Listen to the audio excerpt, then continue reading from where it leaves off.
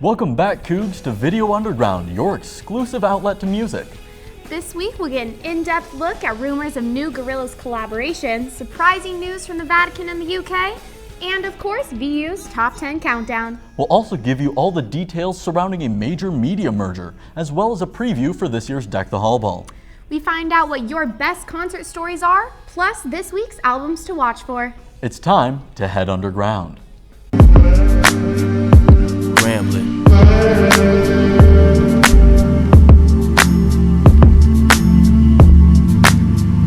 I'm having trouble finding new stories to tell. It's probably cause I feel I'm locked inside of a shell. I sail inside the mental part of doing it well, like LL. It be life living, to live it is more than this. Wishing that I was living, not tripping off having money. It's funny thinking of when we were little, it wasn't nothing.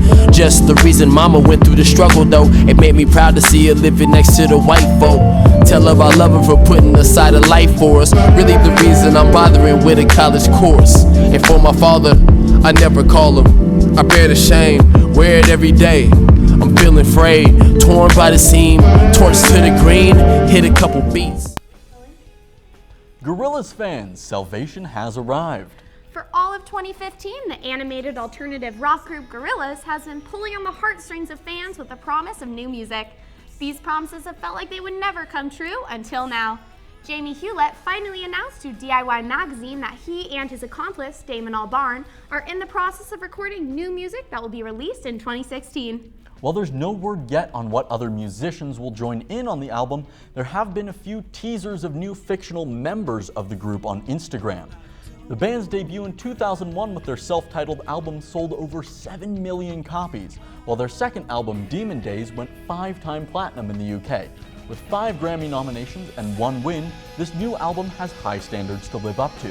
Die-hard fans will surely go crazy to see their beloved fictional members singing to them once more. Pope Francis and UK pop group The Vamps are releasing albums of the same name on the same day. Talk about a coincidence. Vamps guitarist James McVeigh raves about how ridiculously cool it is to be releasing a similar album title the same day as the Pope. Both albums, titled Wake Up, are sure to get fans excited and wanting more. The title Wake Up has serious meaning and value to the Vamps. McVeigh explains how the title applied to practically everything they do. In a way, it's kind of a notion of regeneration and waking up the whole band again.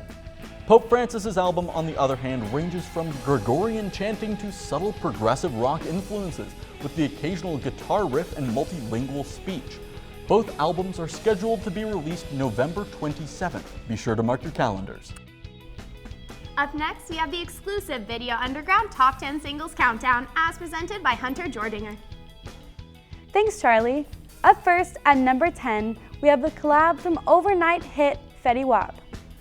Joining forces with Monty, the duo released Jug from Fetty Wap's debut album, and it delivers. However, it tones down the initial exuberance of Fetty's other songs, and we end up with a sturdier track. Arriving at number 9 in our countdown, Mod Sun just released his new single, Andy Warhol, on October 9th, where he sings about famous artist Andy Warhol. He claims this is his tribute to Andy Warhol himself and wishes that he was still alive. Sun explains in the song that Warhol's work was some of the truest creations we've ever seen, and what he did was very serious with a whimsical sense of humor. Coming at number 8, Erykah Badu just released her own spin on Drake's Hotline Bling. Badu's flip on the Summer Sleeper hit puts previous remixes and maybe even the original to shame in seconds. With the pronunciation of cellular device, it is hilarious and genius. She sets up what is easily the best remix that has been released. At number 7, Escape the Fate got together with Alt Press to create and promote their most recent single, Alive. While 2 distinct factions have formed amongst their most loyal fans and metalheads and moths, the track appears to remain true to the band's previous styles. The track has the wailing guitar, seething vocals, and drum kick that ETF lovers have long appreciated. Our number 6 single of the countdown goes to Skizzy Mars, who released his new single with blackbear on October 12th called Chemistry. This is a song that you can definitely chill out to. In case you weren't aware, Black Bear co-produced Justin Bieber's Boyfriend with Mike Posner. Skizzy is known for his chill approach to music, and this one turns out to be perfect once again. Keeping true to his fans, he has yet to disappoint. Number 5 in the countdown goes to 16-year-old Daya, who delivered her debut single Hideaway on September 18th. What is striking about the track is that her voice is nearly orchestral in its delivery. It's robust and powerful. The lyrics are clever and calls out girls who give it up to easy crooning. There's a message of positivity and self-respect that's rarely seen in this genre.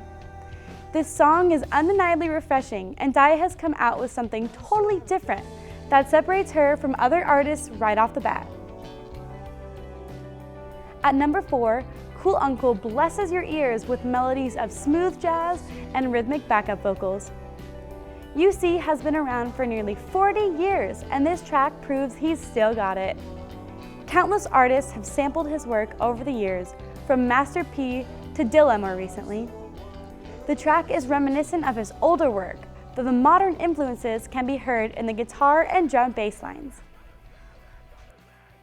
Number 3 gives you the kind of goosebumps that you just can't quite shake. Active Shooter from EMA is a social commentary on the culture of gun violence in America, in particular that of school mass shootings. The haunting music video sets the industrial bass to images from an active shooting training drill, with an excerpt from a speech from President Barack Obama adding only more weight to the track.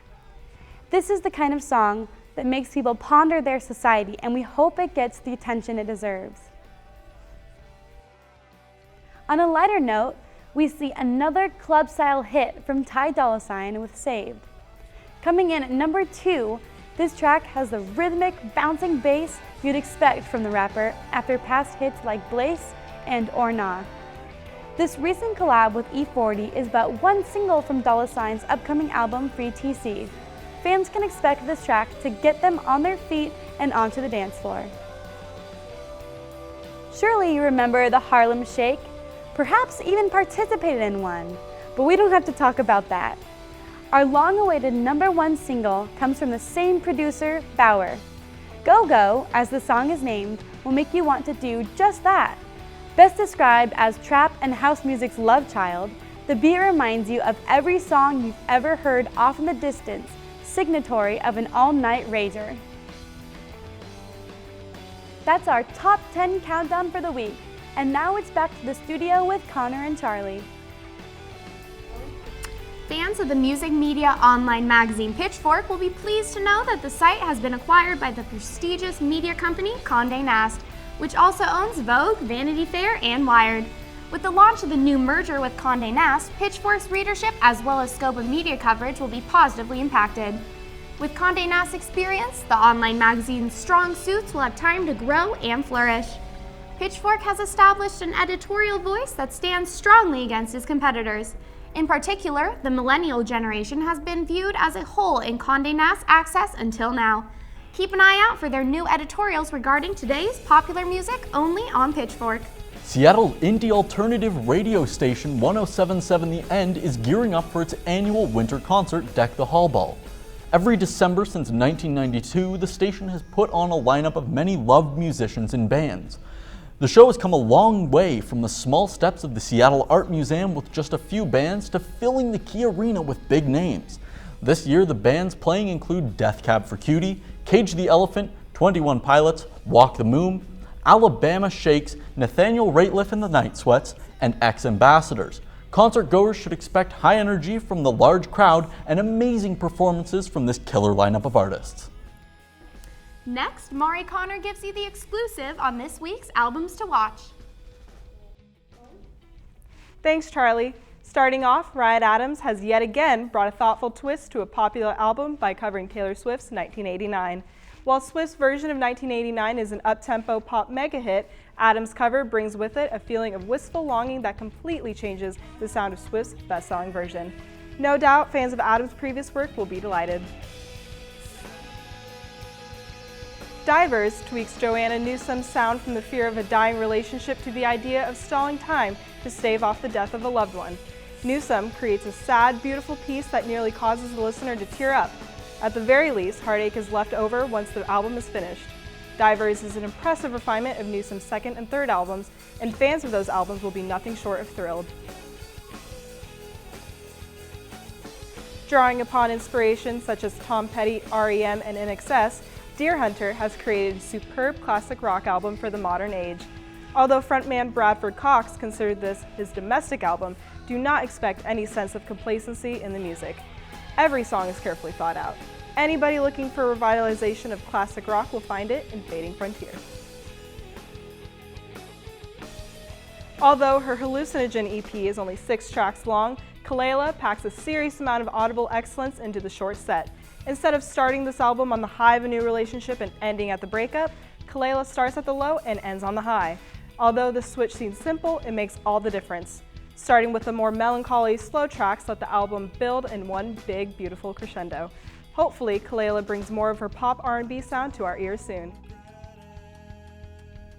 Mac Miller takes the victory lap with Good AM. This is by far his most refined work yet, with plenty of jazz samples and hard drums. He raps about his recently kicked drug habit with a mature air that was absent in his previous albums. Fans who rode out the lows of Mac Miller's career will be happy to hear him sounding healthier and in a better state of mind. And those who discounted Miller based on his previous work should reconsider. Those are our albums to watch for this week. Be sure to come back next time to see what albums you should give a chance. Hey guys, I'm Sonia Lozano, and I'm here on campus today to find out students' most memorable concert experience. So let's see what they have to say.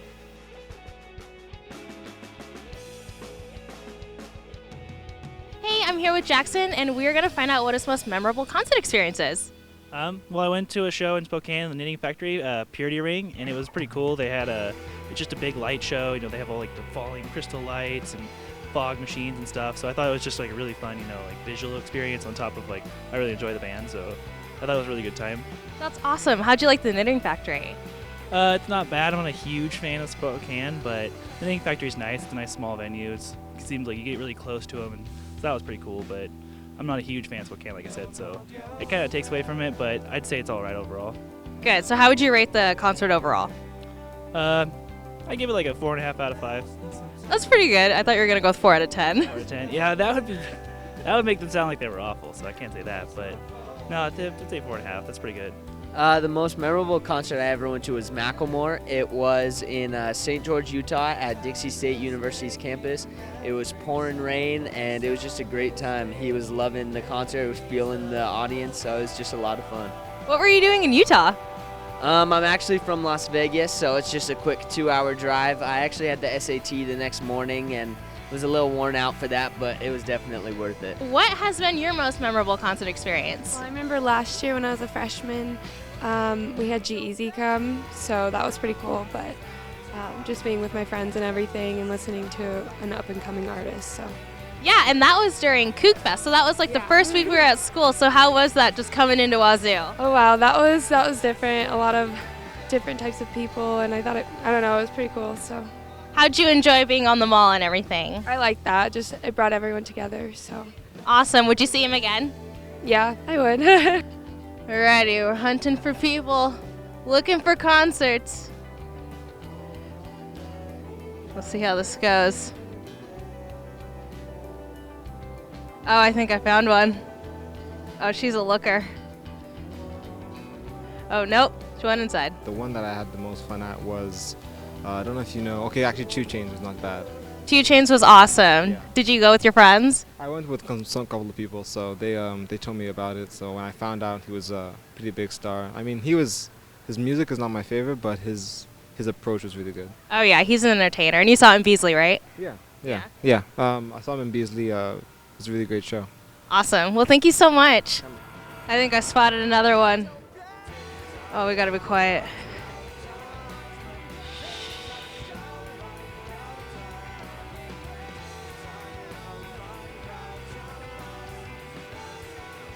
No, that's just a tree. Well, I have to say, I saw Garth Brooks 2 times here at WSU. And the first time was when he was fairly new in his career, and he was pretty subdued, but really good. My son and I went and saw him together. And it was kind of interesting because of the way you had to purchase your tickets, is that you had to wait in line outside of the Coliseum until your number was called. And so I think we waited till like 2 in the morning to get our tickets. But it was well worth it. And the second time he came, he was way more popular by then. His show was completely different. He was swinging from the rafters, and it was extremely entertaining and so much fun. Probably Watershed. Watershed? How'd you like the gorge? It was so fun and just so big, and like the camping experience was really nice too. Like that was by far my favorite concert I've ever been to. That's awesome. So do you like country? Yeah, like it's not my favorite kind of music, but I like to listen to it. But Who is your favorite performer? That's a tough one. yeah, I don't know. There's so many. Yeah. Would you go back? Oh yeah, definitely. I'm pretty sure I'm going back next year. My most memorable concert experience was Trey Songz and Usher, like when I was like 13. It was like pretty awesome. Yeah, I mean, seeing Trey Songz or Usher separately would be amazing. How was it seeing them together? It was dope. Like, I don't know, it was pretty cool. I wasn't that close, so I didn't really get to experience it fully, but it was pretty cool because Trey Songz was like my favorite artist back then, so I was really happy. Do you like his newest albums? Yeah, I do. I love him. Where'd you team up?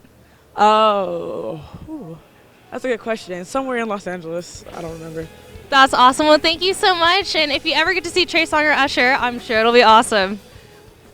That's all we have time for today. Thanks from all of us here at Video Underground for tuning in. I'm Charlie Nelson. I'm Sonia Lozano. I'm Mari Connor. I'm Hunter Jordanger. And I'm Connor Henriksen, and we'll see you next time on VU.